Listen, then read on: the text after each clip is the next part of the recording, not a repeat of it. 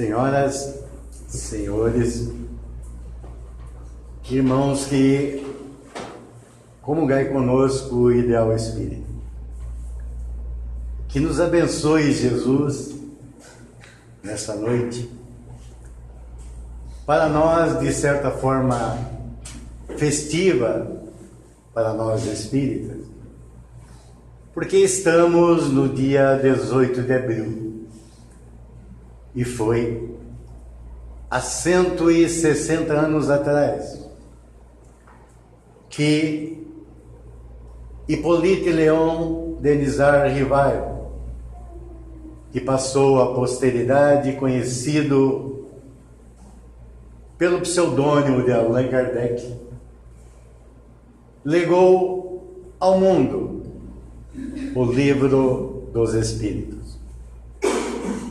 Estamos, portanto, comemorando estes 160 anos, vendo o Espiritismo para e passo com o progresso da humanidade e deslanchando principalmente nessa terra do Cruzeiro de forma majestosa, dado a todos os problemas que houveram nos primórdios do movimento espírita em nosso país. Mas o nosso tema na noite de hoje não é este. E o meu guia está feliz hoje, porque estou na terra onde nasci. E estou brincando com o guia, porque tive a oportunidade de fazer a palestra que comemorava os 100 anos do Centro Espírita Caridade de Jesus, aqui em Joinville. Em São Francisco, aliás. Desculpa, é o hábito. E, naquela ocasião, nós chegamos bem cedo ao evento, sentamos à mesa, eles extremamente formais ainda, aquela turma moda antiga, lavrando inclusive ata de todas as reuniões. Eu estava já às 7:30 da noite, sentado na tribuna, e com um comportamento extremamente esquisito.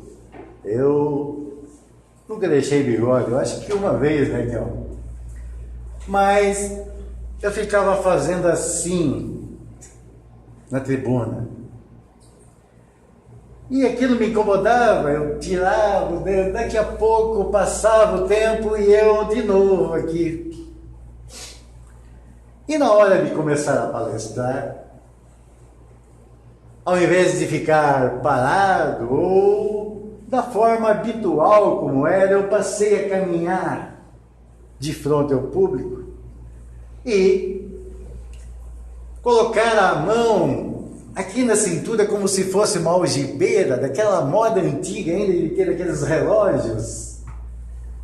E aquilo me incomodava, mas eu ia e volta, eu falando num ritmo que não era aquele de praxe, e de repente colocava de novo a mão como se estivesse numa algibeira, e em determinados intervalos coçava um bigode que eu não tinha.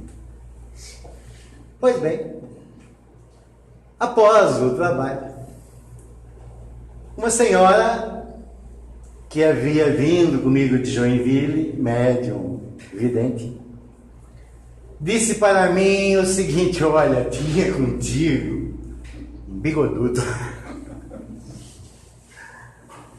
E com aquelas calças à moda do início do século passado e com aquelas botas que vinham até aqui quase o joelho.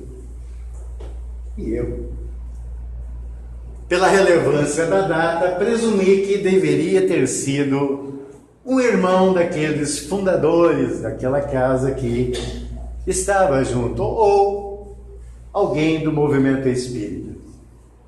Para mim, polícia na certa. Pois bem, E quanto tempo nós temos aí para 21 horas a próxima atividade, né? Tá. Como é festiva hoje, eu garanto que vocês saem daqui antes da meia-noite. Tá bom? Vamos lá. E por falar em guia feliz, estava colocando lá, vamos contar algo que um palestrante espírita conhecido, professor Ney Meira Alba, contava.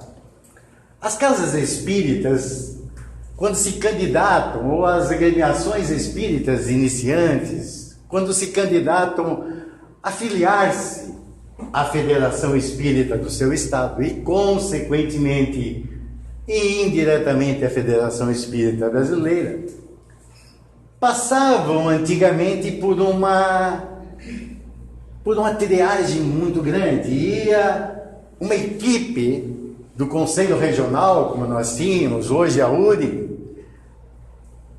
Na minha época, ainda jovem, o Conselho Regional Espírita, para nós aqui, a 6ª Região, ia na Casa Espírita, avaliava como era o trabalho, ou um trabalho mediúnico, e também um trabalho público, via qual era o perfil de como funcionavam as coisas ali e dava o seu aval, então, em votação, para que recebesse o diploma de filiação.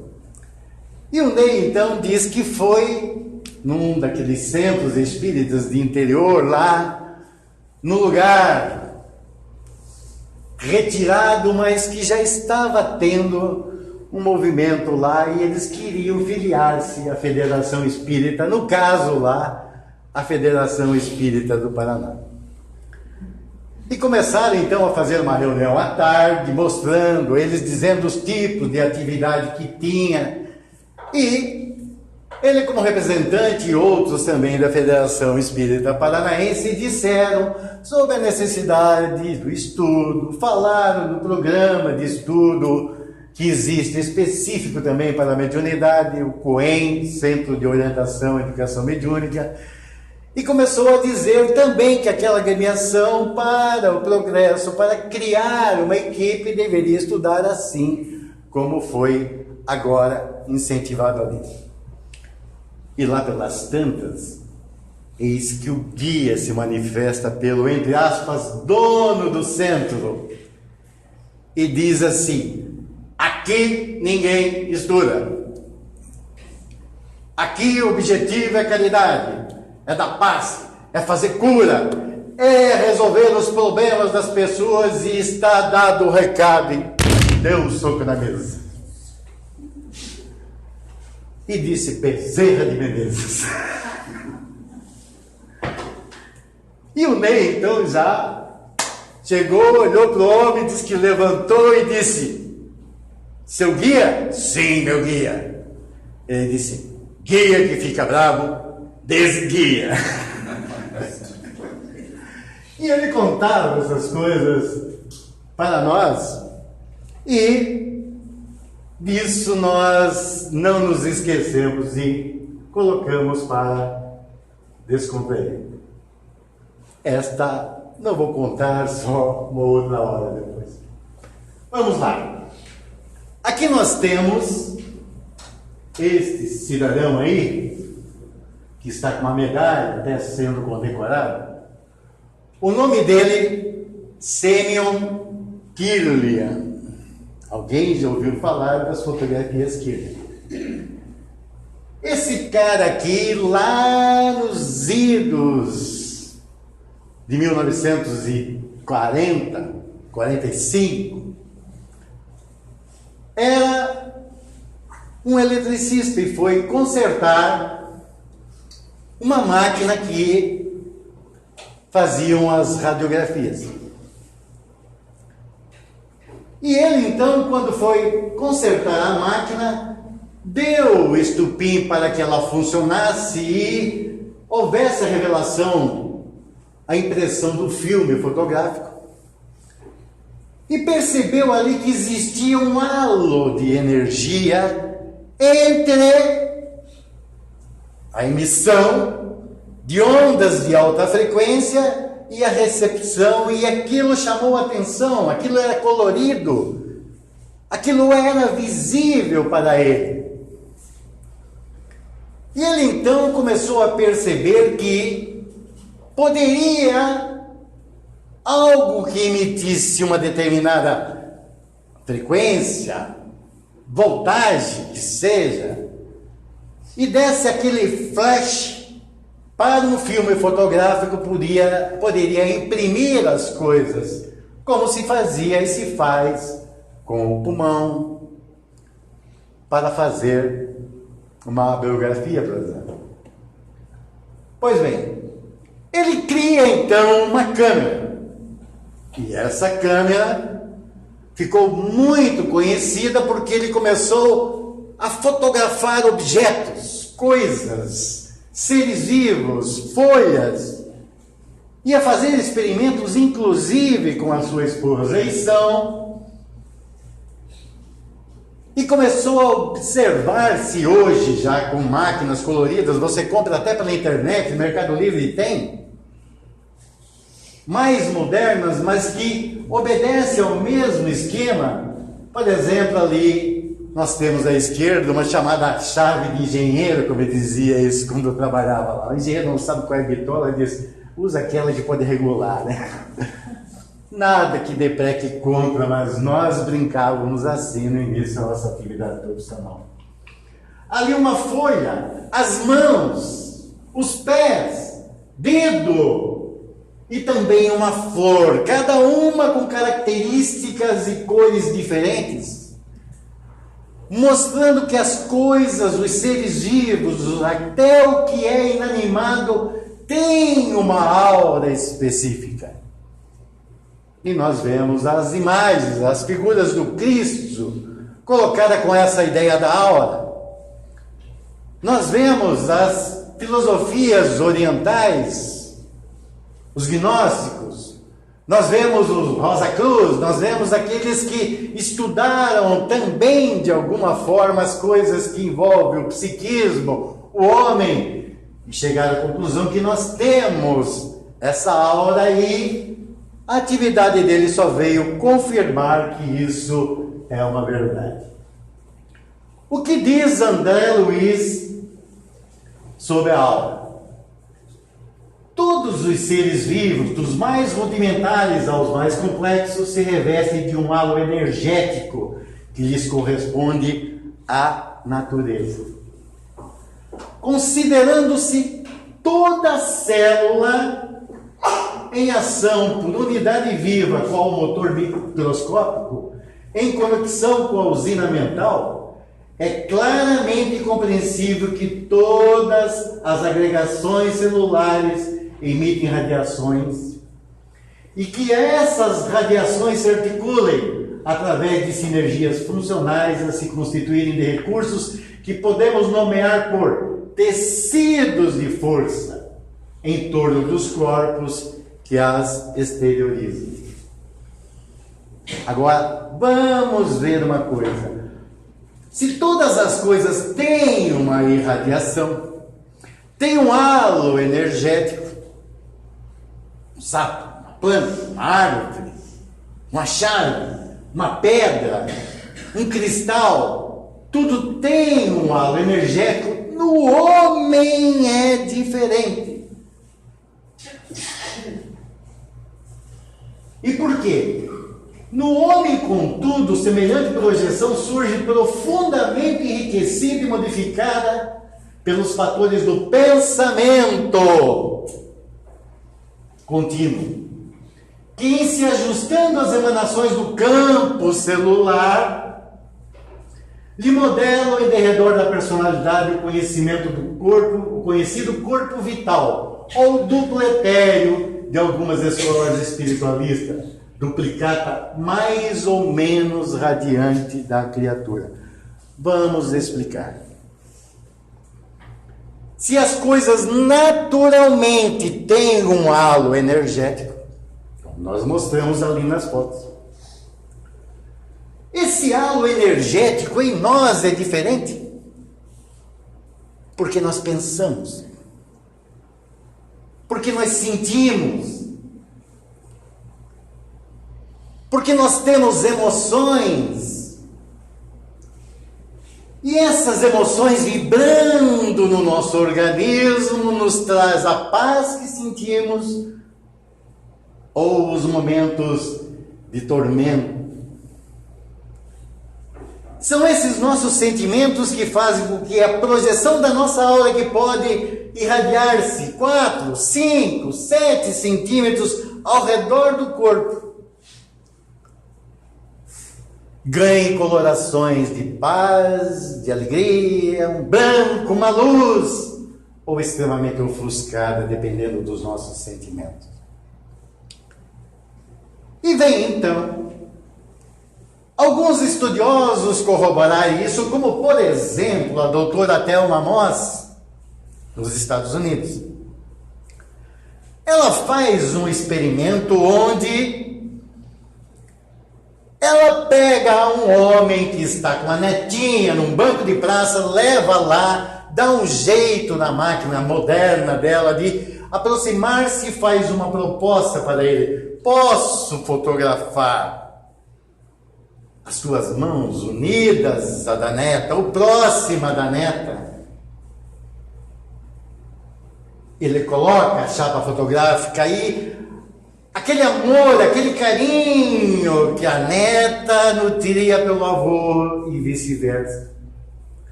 Fazia com que aquelas vibrações que estavam emanando da mão do homem fosse de um azul belíssimo.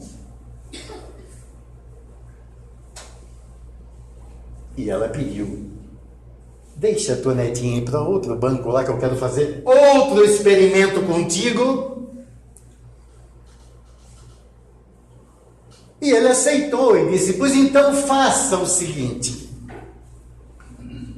lembre de alguém que o magoou muito e que talvez tu tenhas ódio por ele.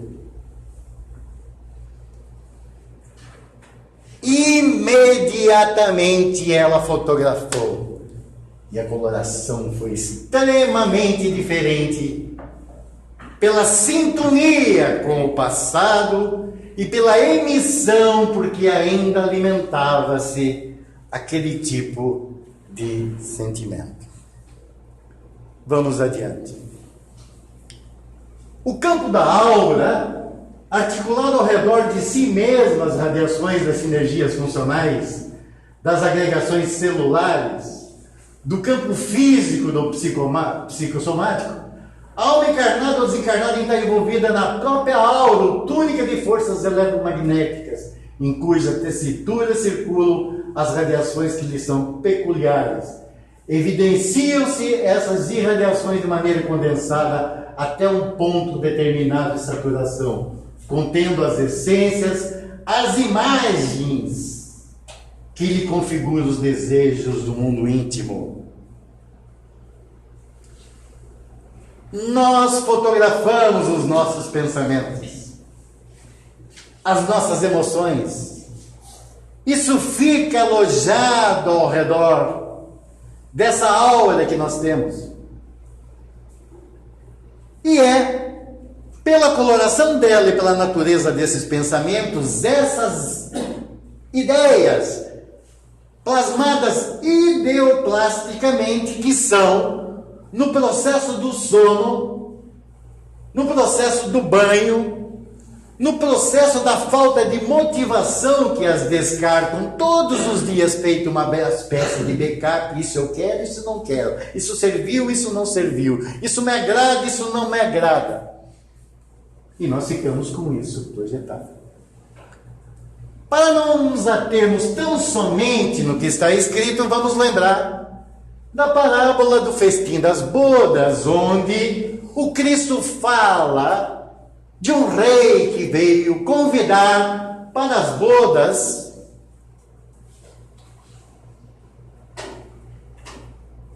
para uma festa diversas pessoas.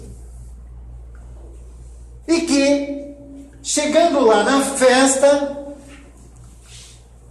vieram primeiro e sentaram-se no primeiro lugar. Nada contra vocês que estão aí no primeiro lugar. que estavam bem lá atrás. Joia para vocês verem.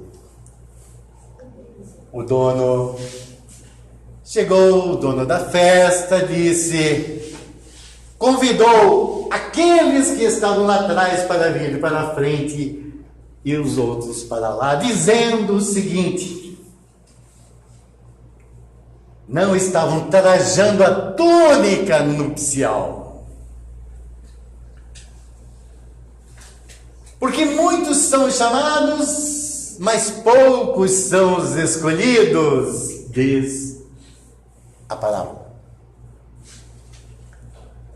E de que para entrar no reino dos céus nós temos que ter essa túnica, que nada mais é do que a nossa evolução moral repercutindo no nosso perispírito, para que o nosso halo energético tenha aquela consistência tão necessária para granjearmos, participar do festim das bodas. Divaldo Pereira Franco conta a história do Chico Xavier, que ele ia para São Paulo de vez em quando, numa feira que existia lá de caridade, ele dava autógrafos, ele ia lá, era algo tradicional, convidavam, e ele se hospedava na casa de um dos espíritas da época lá. Esse tinha uma câmera Kirlian. E ele então pediu para o Chico: Chico, posso fazer um experimento contigo? Ele disse: quer que venha aí? Ele disse: eu quero bater uma foto dos teus lábios. Que o Chico, vejam as fotos dele, tinha um lábio muito bonito. E ele disse: olha, pode ser, mas eu quero 3. E 3 de formas diferentes. E vou lhe dizer então. A primeira fotografia eu quero que seja de um beijo de amor. Eu vou pensar em algo, vou me aproximar da chapa fotográfica para que seja feita a foto. A segunda fotografia vai ser um beijo espiritual.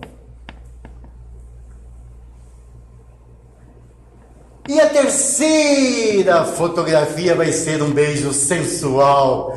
E o amigo dele disse: mas tu, Chico, falando de sensualidade? E disse que o Chico disse: olha, não estou morto, ai. Pois bem, então, o Chico aproxima-se do beijo de amor. E ao aproximar-se da chapa, dá o estopim, faz-se e revela-se em seguida uma luz belíssima, branca, com contornos azuis. O beijo de amor. O segundo beijo, o espiritual, ele aproximou-se. E aproximando-se, conta o Divaldo que viu as fotos, o Chico mostrou só para ele. Ele aproximou-se demais da chapa e, além de tocar com os lábios, tocou com a testa. E fotografou lábio e testa. E aqui na testa, então, apareceu uma figura, um vulto, como se fosse Jesus, de braços abertos. E o experimentador nada falou. E a terceira foto, ele foi, pensou em alguém da sua infância, da sua adolescência, e aproximou-se. A foto tinha uns contornos não horríveis, mas mais próximos da matéria, da carne, com uma cor mais vermelha, para o laranja e o amarelo. E daí depois, ele disse, agora me diz, não precisa dizer em quem tu pensou o sensual. Mas o beijo de amor, qual foi? Eu pensei na minha querida mamãe.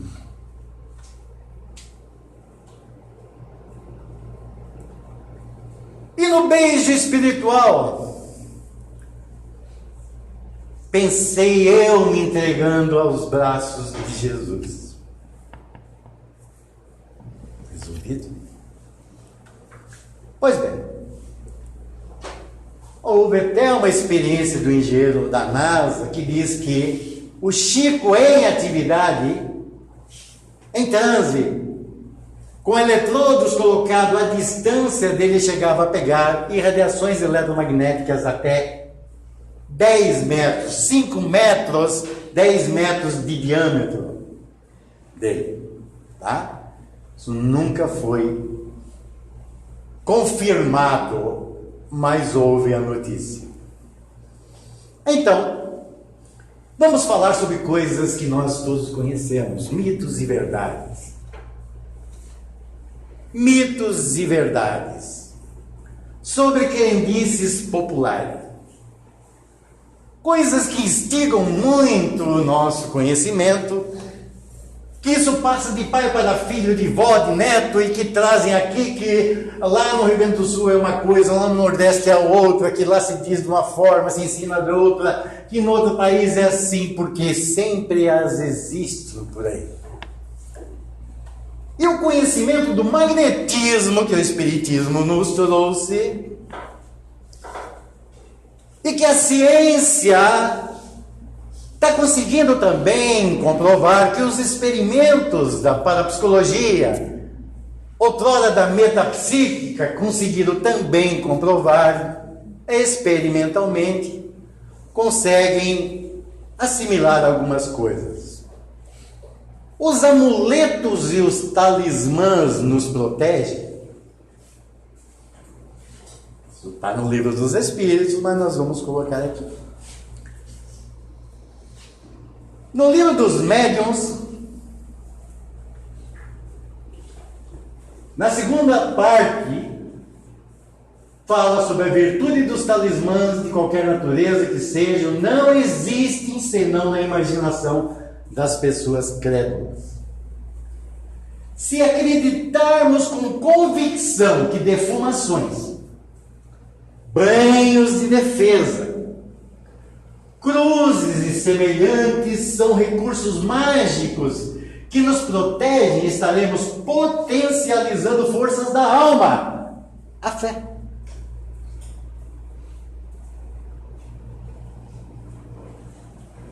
Que talvez nos resguardem ou o efeito psicológico. Vovó me deu um brochezinho, uma coisinha lá, uma correntinha, eu uso sempre pelo amor que ela tem. Ela já se foi, mas ela me protege. Eu boto fé naquilo, acredito naquilo. E para mim, aquilo tem valor. As coisas ganham aquilo que nós lhe emprestamos em termos de interesse, o magnetismo nosso. Por exemplo, imaginem só a Nossa Senhora lá no lugarzinho onde está a imagem dela, adorada do jeito que é, pela maioria dos católicos, até não católicos. Imaginem as vibrações de amor que vão para lá daqueles que têm fé nela, que estão depositando nela porque lembram daquela imagem. As pirâmides do Egito, tão veneradas no passado, quando não existia ainda aparelhos mais modernos, quando passavam por lá os aviões davam interferência, exatamente pelas projeções do passado e dos povos que estiveram lá em cima daquilo que era sagrado. André Luiz nos conta das imagens do culto católico. Quando você realmente deposita fé, você reveste aquilo ali, mas não é por você usar que vai te garantir salvaguarda para que possa pecar. Essa é a grande realidade. E então, raciocinemos o seguinte: se os talismãs e amuletos nos protegessem, nós não nos esforçaríamos para vigiar nossos atos e pensamentos. Seríamos imprudentes, os carros que são benzidos não seriam roubados. Se pular 7 ondas trouxesse sorte, quem não pode ir à praia estaria azarado.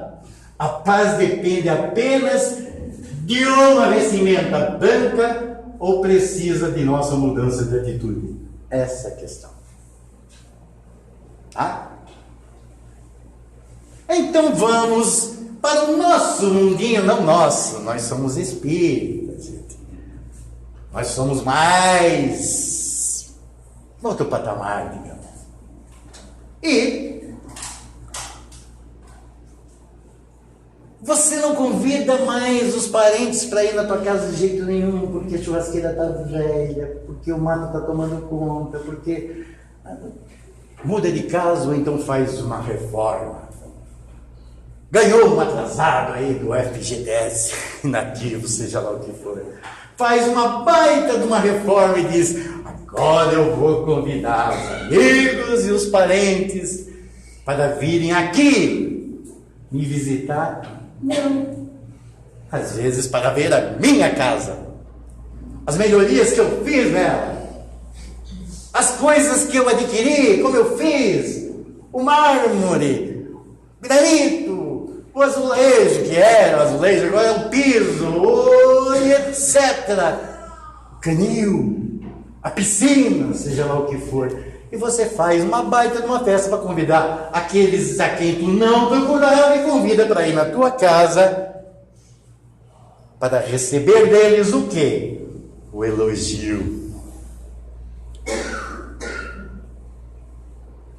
O amaciar. O massagear o ego.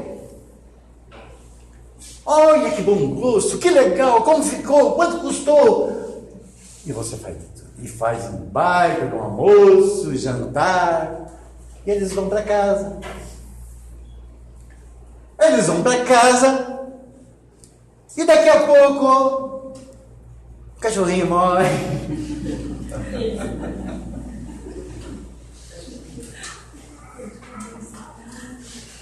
Começa a roseira a secar, estava tão bonita. Algum louco veio e bateu no carro e tu começa a pensar assim: meu Deus do céu, quanta inveja que aquele povo trouxe para cá. E daí você diz assim: era isso que você queria? Você recebeu. Então adianta alguém com esse tipo de sistema pegar e colocar uma ferradura, botar atrás da porta para espantar mal olhado, cercar a casa todinha com sal grosso, à vontade que vai espantar aquilo que você busca por causa dos teus sentimentos, por causa dos teus pensamentos? De forma nenhuma. E é então por isso, pelas nossos erros, pelas nossas imperfeições, que se criam determinadas personalidades que vivem daqueles que não querem, pelo esforço da evolução moral, superar os obstáculos e buscam os atalhos. Joga-se búzios, por exemplo, tarô e cartas, brinde, medalhinha mansa auditor. Coisa de contador, hein, Souza? Medalhinha mansa auditor, quer dizer, direcionado para aqueles empresários. Pai Galo faz trabalhos garantidos, consegue prazo com PCP e manutenção. Finge que não destrava sistema e arruma rede lenta. É contigo. Reza brava para cumprimento de cronograma. Simpatia certeira para tratamento de furo de estoque.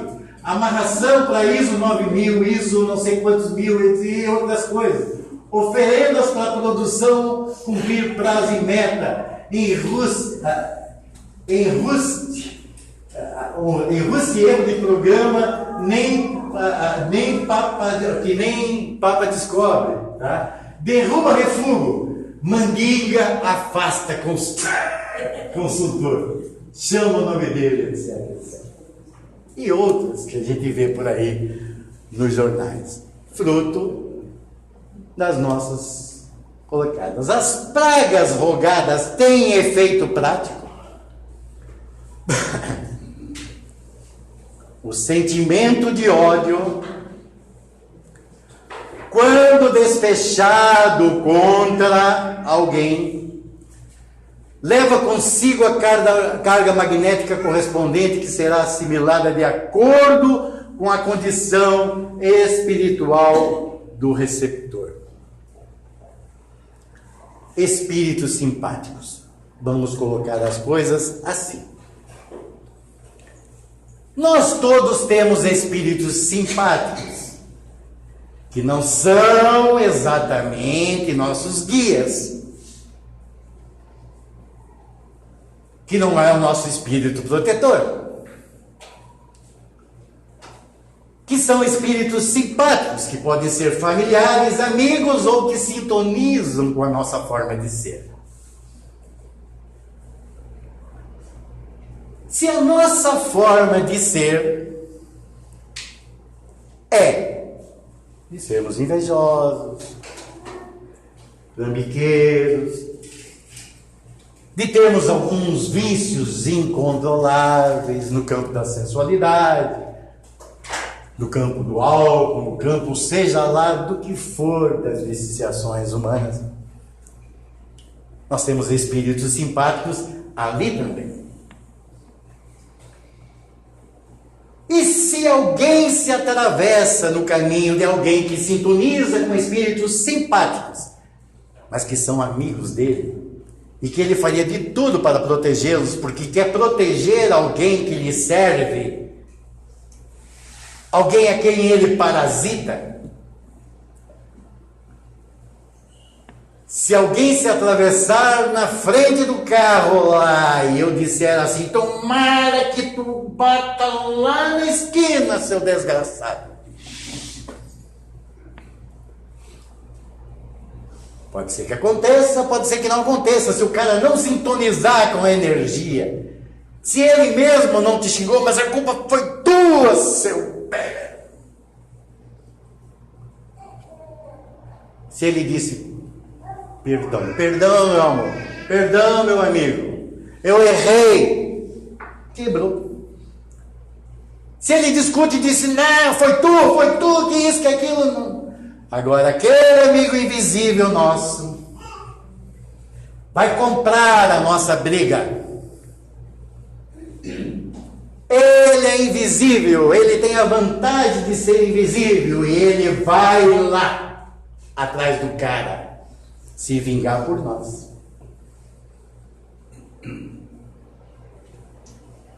E essa projeção mental em termos de praga, em termos de sentimento contra alguém, de ódio, algo que nós alimentamos, pode durar por anos, séculos, enquanto os sentimentos forem alimentados.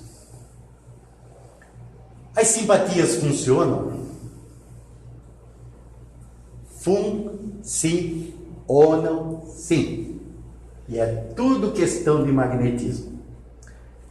Mas depende de quem aplica, depende da natureza do que é ela. Olha, simpatia para curar um câncer não existe. Simpatia para ficar rico não existe. Simpatia para não furar o pneu do carro não existe. Agora, existe simpatia para tirar uma verruga, coisinha pequenininha, que os próprios sentimentos nossos, a nossa formação anímica, a nossa memória que existe no corpo, uma vez colocando fé naquilo, vai fazer aquela verruguinha secar, muitas vezes, mas precisa de algum elemento que está lá. Não vou contar a do Curió, não vou contar a do pastor alemão, mas vou falar das verrugas do meu filho. 2 filhos meus, na época, com 4, 5 anos. E mais um sobrinho, todos os 3 cheios de verruguinha. Meu filho, o Eduardo, tinha nas mãos. O Léo tinha no joelho. E o outro também tinha na perna. Marcelo.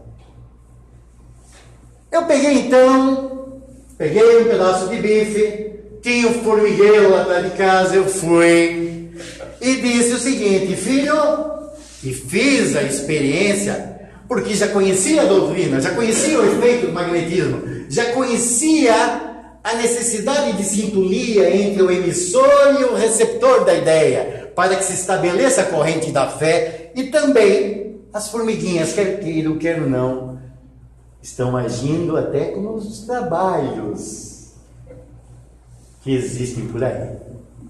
Mas elas não sabem disso. E então, passei e disse: olha, filho, pede hoje na tua oração que eu vou pegar aqui, filho, vou botar aqui, vou jogar no formigueiro, tu vai lá, joga no formigueiro, a formiga vai comer. E na medida que a formiga come, vai morrer a tua verruga. Fiz isso para 2 filhos. Por sacanagem, para o meu sobrinho, eu não disse nada. Cheguei para ele e disse: ô Marcelo, passei o bife ali, liguei lá para o formigueiro e deixei. A dele não caiu. Sacanagem. Então, por isso que as benzedeiras, com amor, com carinho, com bondade, colocam um ovo no umbigo que chega até a ficar quente para tirar a febre do estômago, como diriam lá. Mas não cobram nada por isso, fazem por amor. Que cura uma ferida exíprela com alguma coisa, ou com as chamadas rasgaduras, tudo porque são objeto, porque estão sendo auxiliadas pela espiritualidade, porque estão fazendo com amor, são médiuns, têm energia e estão elevando os efeitos do magnetismo por intermédio de coisas pequenas assim. Então, existe mal olhado? Os homens não, mas as mulheres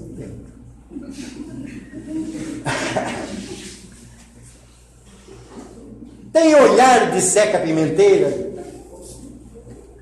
Tá? Olha só o lado do mal olhado, que está associado ao quebranto também. Eu quero aquele curió, vende para mim, eu pago qualquer preço. Não tem preço, isso aí eu ganhei, é com amor, tal. 2 dias depois está morto. O cara que fez não quis matar, mas ele tem energia. Olha o tamanho do bichinho, desse tamanhinho. Olha o tamanho do monstregão. Olha a energia que jorra de um corpo desse em cima de uma coisinha tão pequenininha daquela. Alguns têm essa energia e desconhecem até. Não o fazem por mal. Mas muitos, além de ter energia, a maldade está nos seus corações. Eu vou arrumar alguém para ir roubar. Tá? Existe o quebranto, que é o contrário disso. De a criança começar a chorar, na verdade, parece que está sempre doente, irrequieta, não dorme, um monte de coisa. Você vai, leva no médico, dá remédio, faz isso, aquilo, não tem dor de ouvido, não tem nada. Mas também, olha só o tamanho de uma criança e a paparicação, coisa linda da minha vovó. E pega aqui, e vai lá, e adora, e reza, e isso, aquilo, e enche de amor. Ótimo, muito bom, mas a energia física que está saindo para cima de um corpinho que tem centros de força e não consegue absorver tudo aquilo. Aí leva lá para a benzedeira, ou para o centro espírita, toma um passe, dispersa aquelas energias excedentes que está massacrando o bichinho, vai dormir bem. E existe o quebranto não só para a criança, e vou lhes colocar uma coisa, que um amigo espiritual me colocou num trabalho de passes. Estava eu, antes do passe, antes do trabalho de passes, antes da palestra, conversando com uma senhora que veio reclamar da menina dela. 13 anos.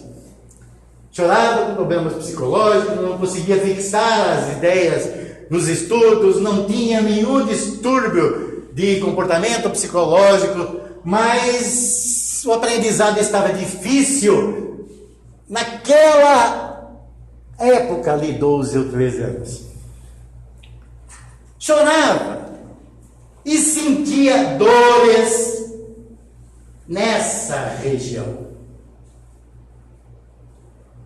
E eu não falei com a menina, falei com a mãe. E no falar com a menina não queria, tinha medo, achava que sendo espírito, foi do demônio, mas foi lá com a mãe. Quando a menina veio para o passe, e eu vi a menina vindo para a fila, depois eu fui lá para o trabalho, uma morena linda, uma moça belíssima já, de menina nada, um corpo feito, que talvez instigada pela própria mãe, com aquelas calças justas, como é que é, leg, que falam, de ginástica, de certa forma até provocante, pintada, nada contra, absolutamente nada contra. Talvez, quem sabe, o ambiente não próprio para aquela situação, mas tudo bem, nas circunstâncias em que estava. Aí, esse amigo espiritual encostou, não precisou incorporar, não precisou tomar o comando, só me disse, é quebranto. Tá? Essa menina tem que tomar um monte de passe para dispersar isso, por quê? Para encurtar a história.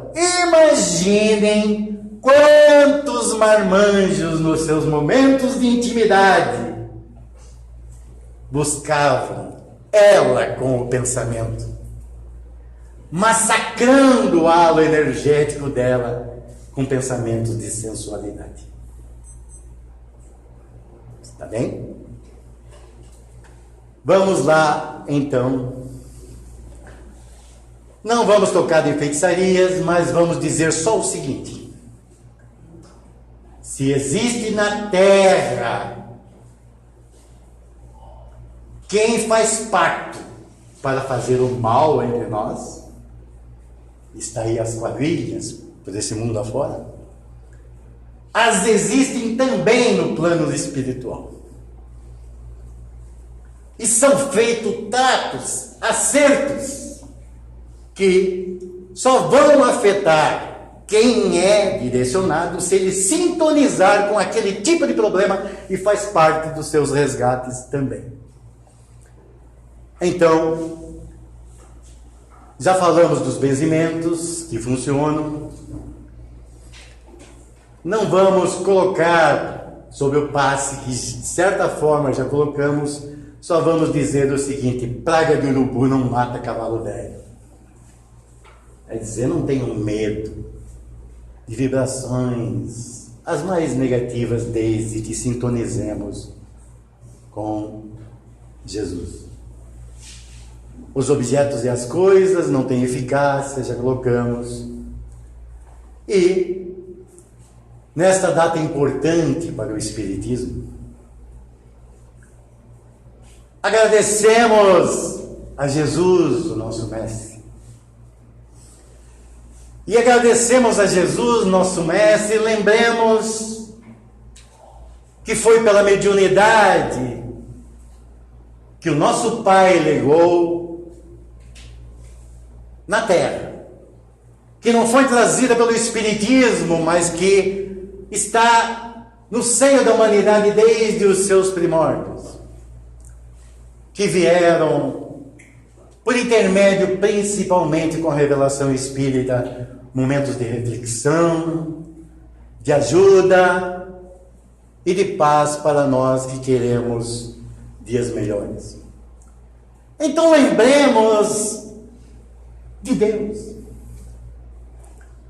mas não desse Deus antropomórfico que pode ficar guardado entre as paredes de qualquer religião,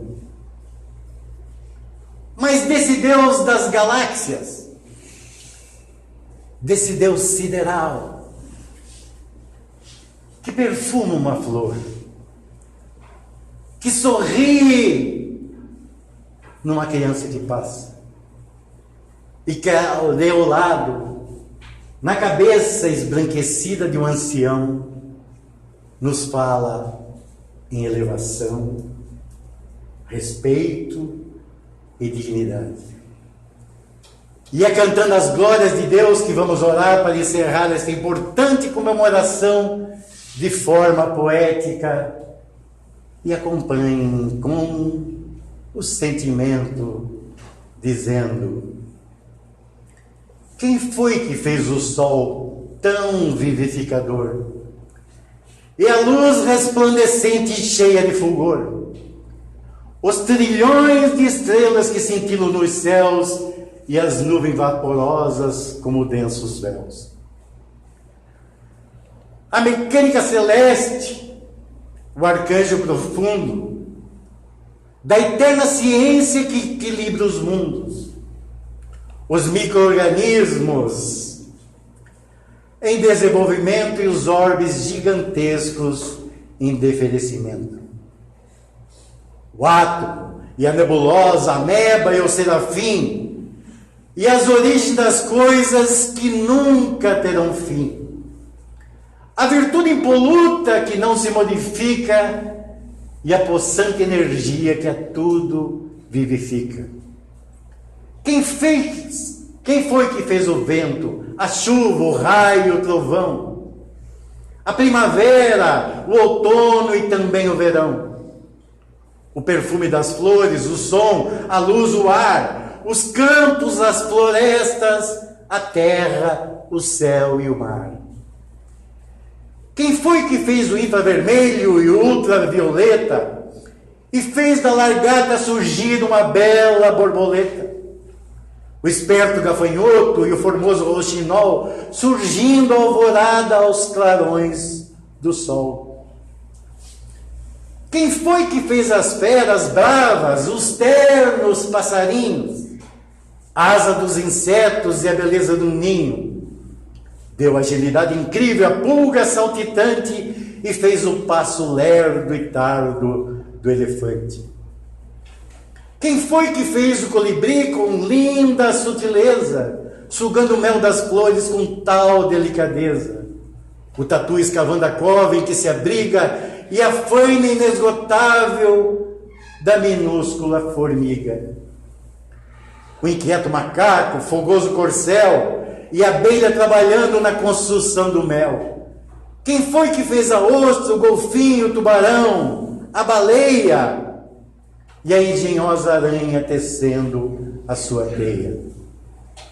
E o instinto de conservação, como bússola infalível de orientação, guiando com acertos os irracionais, sem nunca transgredir as regras naturais. As maravilhas do reino mineral, o leito onde repousa o reino vegetal, os prodígios da animalidade e um elo mais acima, a nossa humanidade. E tantos outros reinos que nós desconhecemos, sistemas de mundo que nem nos apercebemos, os gênios tutelares, arcangelicais, imersos nos segredos dos planos siderais. Que maravilha é essa que eu não posso descrever, com todo o dramatismo que eu pudesse ter. Artista imitável, sublime e ilimitável. Me ponho de joelhos e contemplo abismado. E pergunto a mim mesmo com estupefação: quem criou isso com tanta perfeição, até o perdão? Quem dá sem pedir nada e paga sem dever nada, e a tudo movimenta sem nunca se mover, formando e transformando, criando e dirigindo, governando e agindo? Quem tem tamanho poder? Pergunto a outras vozes: quem que podeis dizer? Eu vos peço, queridos irmãos, amigos meus. E as vozes me respondem: foi Deus, foi Deus, foi Deus. Muito obrigado.